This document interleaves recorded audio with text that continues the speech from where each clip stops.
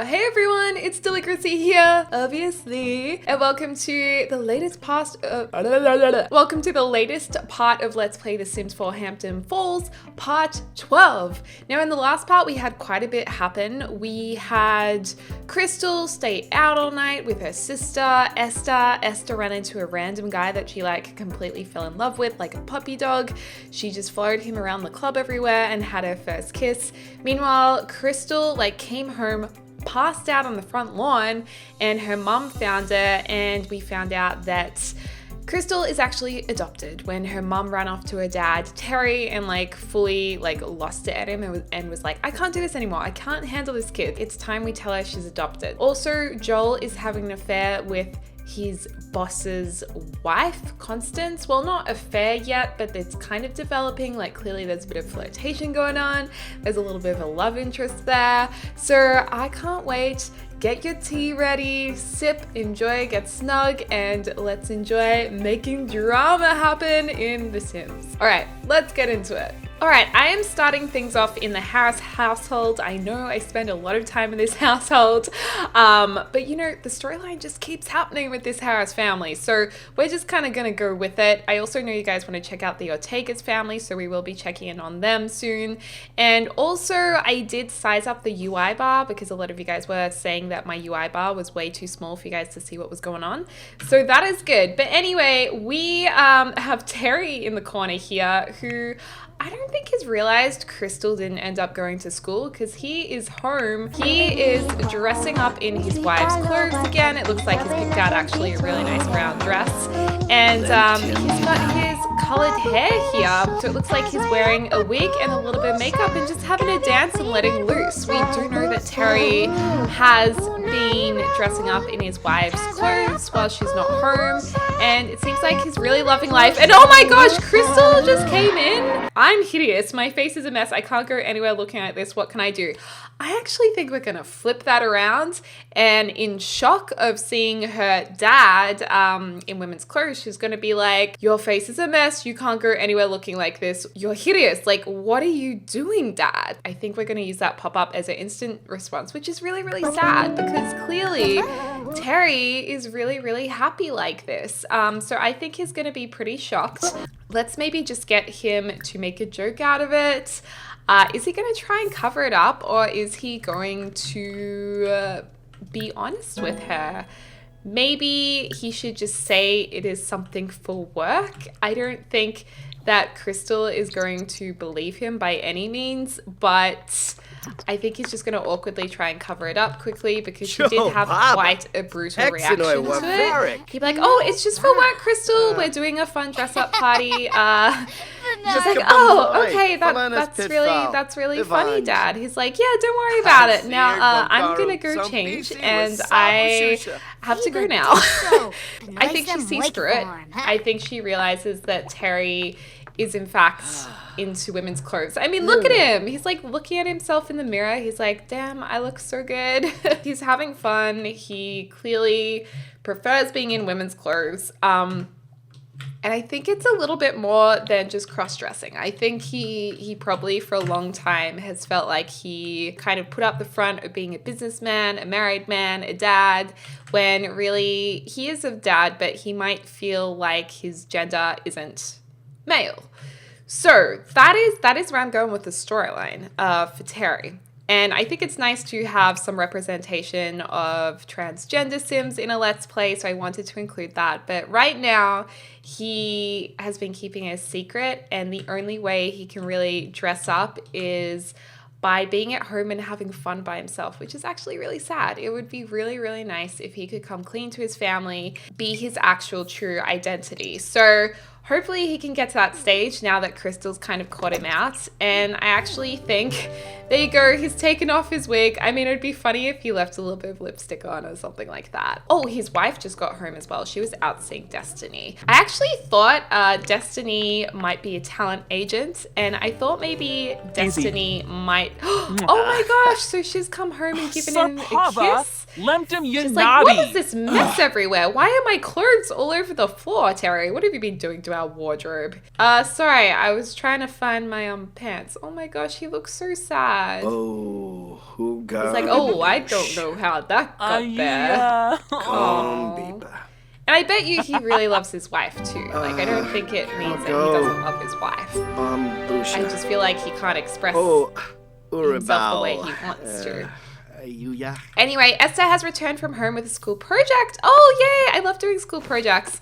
No need to make room for her on the refrigerator door. Her work is merely satisfactory. Oh, Esther. I mean, I feel like Esther isn't the sharpest tool in the shed when it comes to academia. I just don't think that's for her. She's clumsy, vegetarian, domestic. I feel like she's going to be like a really good mum one day. Actually, wait, look at her character values. Responsibilities low. Oh, that's definitely Crystal's influence. Hey, I heard you became friends with Darren Beverly. He's pretty cool. Oh, so Patience knows him.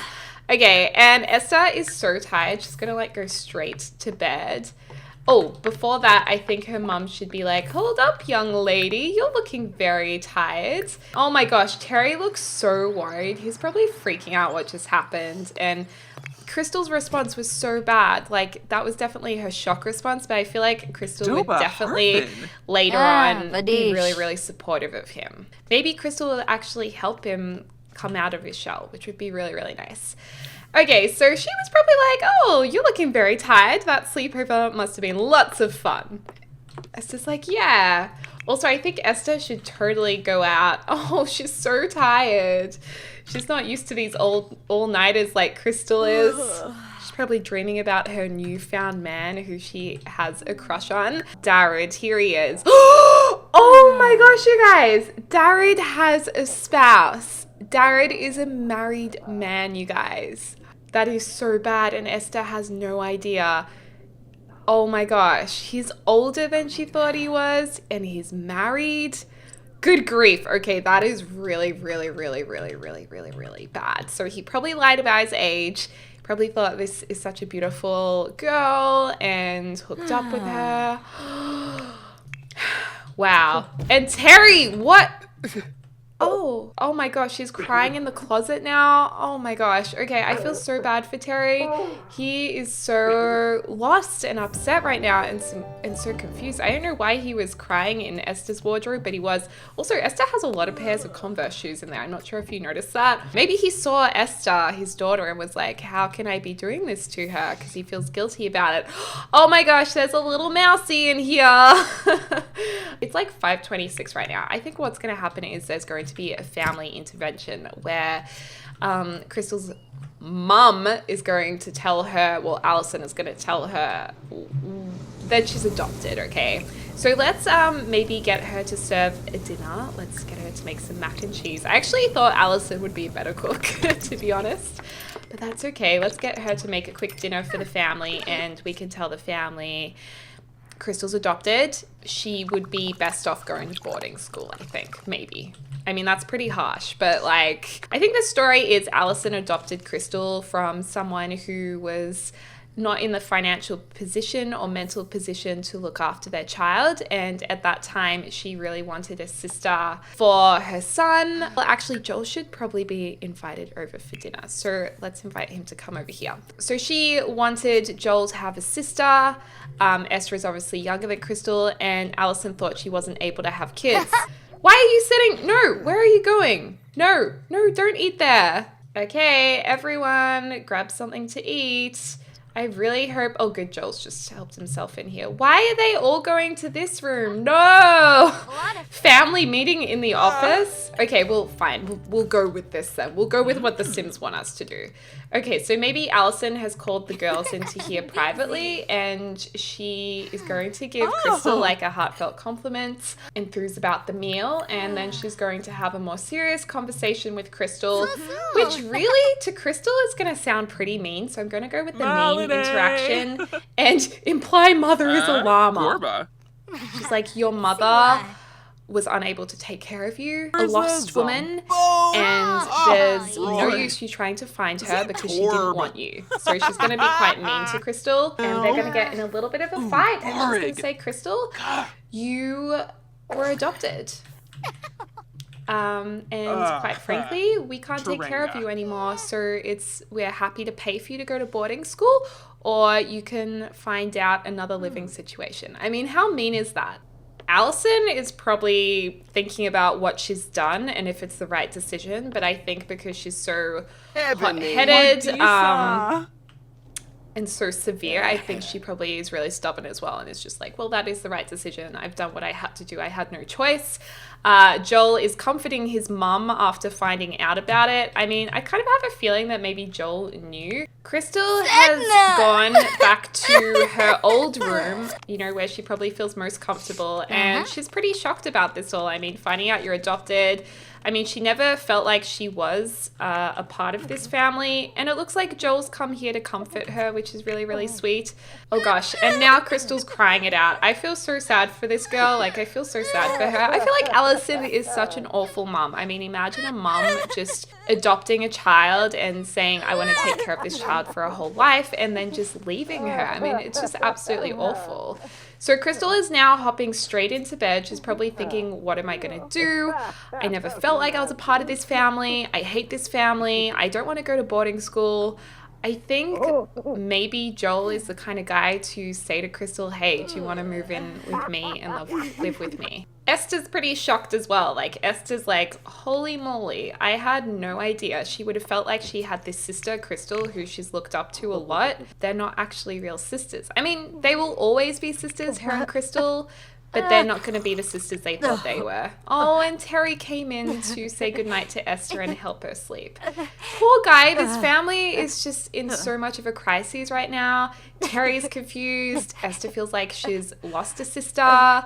Crystal's like in a pickle, and Terry really didn't have a say in anything to do with Crystal. He probably doesn't want Crystal to leave them, but he's going with what Alison says. He's a little bit of a pushover sometimes, Terry. So it's really sad. Oh, he's trying to say, hey, Esther, I can hear you crying. Come on, come give your dad a hug. Everything's going to be okay. Aww, he's such a nice dad. And Esther's really smelly right now as well. Everything's gonna be okay. You will forever be sisters. And your mother and I didn't realize Crystal would be so hard to take care of, but we will always financially support her. She just can't be under this roof. And you can see her as much as you like. She's like, are you really kicking her out, Dad? Please let her stay.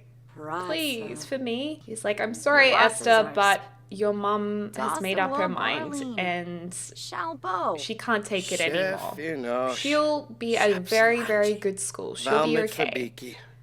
And she doesn't like it here anyway, so we will fully support her and everything's going to be fine. And she's crying in the wardrobe now. That is the crying wardrobe officially. Terry's now having a word to Alison. He's standing up to her and saying, this is wrong. We shouldn't be kicking out Crystal.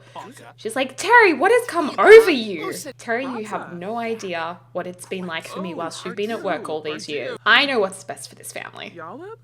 She will be okay. So clearly this is putting a little bit of strain on their relationship as well. Is Alison talking to herself in the mirror? She's like, deep breaths, Alison. Everything's going to be okay. There's a lot of stress in this household. And it looks like tonight Terry is going to be sleeping on the couch, not in the bed with Alison. They don't want to be next to each other this evening because they are having a few issues. And Terry has other issues as well. Apart from the adoption, he has a lot of thinking to do and a lot of soul finding to do. So comment down below how you think Terry is going to deal with this situation. All right, so it is the morning here at the Harris household, and I have switched to Joel here. Terry's off to work today. He's not staying home today. He has come to talk to his mum and has told her that he would like Crystal to live with him, which I think Alison is going to be okay with. She'll resent it a little, but she knows that it will save her a lot of time trying to convince and force Crystal to go to a boarding school. So he's chatting to his mum. He's saying, look, I reckon Crystal should live with us. We can make room for her, no problem. And yeah, she can live under my house, get a part-time job and help pay some rent. I mean, her son is so perfect, she says. All right, sweetie. Good luck. She's a handful. And Joel, I mean, is many of the problems he does have, at least he does have a heart. He's a good guy deep down, even though he has a few issues. He's probably also wondering how is he going to cover up his plant growing, his cow plants. So he might be jumping on the computer to do a little bit of research with how plants grow in basements. Like, he probably needs to let his boss know that his sister's coming to live with him. This could get interesting with Crystal living there. We might have to do a little bit of rearranging. All right, you guys. Well, Crystal has now come home from school. She is here at Joel's house. That is her new house. And she's just making friends with the cat out here. And she's probably feeling a little bit unsure about herself. She's thinking, wow, this is my new home. I am now living by the beach. And I think that she'll come to really enjoy it because she will, you know, finally have that freedom and she won't have to be feeling awful. It's really nice. Joel is like, welcome home. He's like, can I tell you a secret? I've got one of your best friends here. Oh, and it looks like Joel is in his workwear because he's been doing a little bit of renovating around the house. He's so sweet. He's being so inclusive of his little, well, let's still call them brother and sister. But he can be like, welcome home. He's got his tradie man skills on. And oh my God, his housemate and Crystal have been in a kind of secret relationship away from Joel. So this is really awkward. Crystal's just like sitting over there eating a peanut butter and jelly sandwich Joel made for her for an after school snack, which is so cute. But I think it's going to be pretty awkward with her and his roommate. They're just like pretending like nothing's wrong here. And Joel did invite over their friend Ellie, who Crystal's really good friends with and he's really good friends with. He's kind of always wanted to be with Ellie, I think. She is a blonde. We have realized Joel does have a thing for blondes.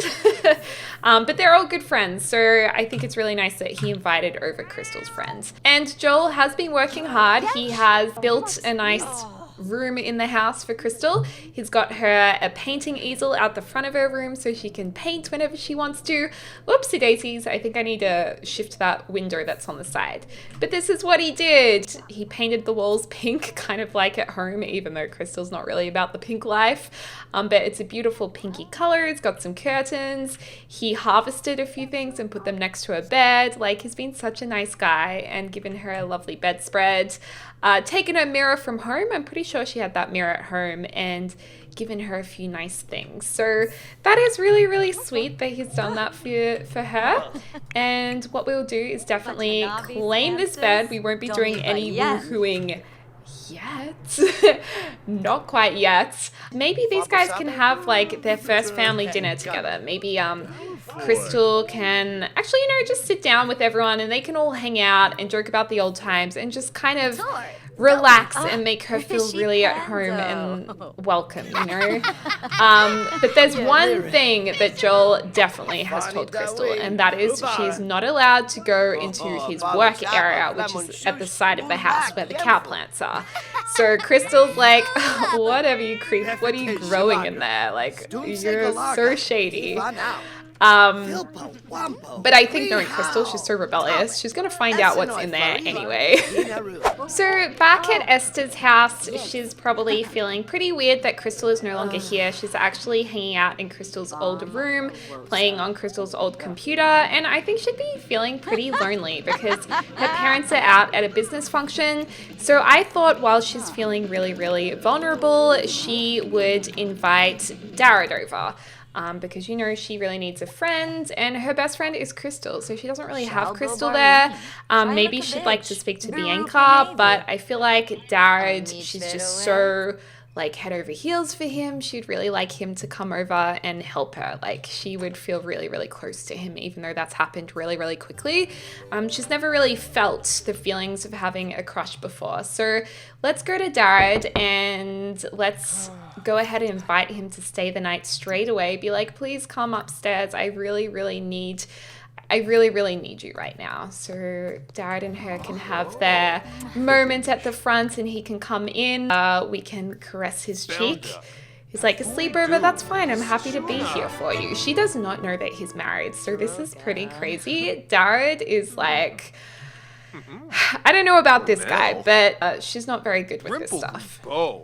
Things are definitely starting to get hot and heavy upstairs.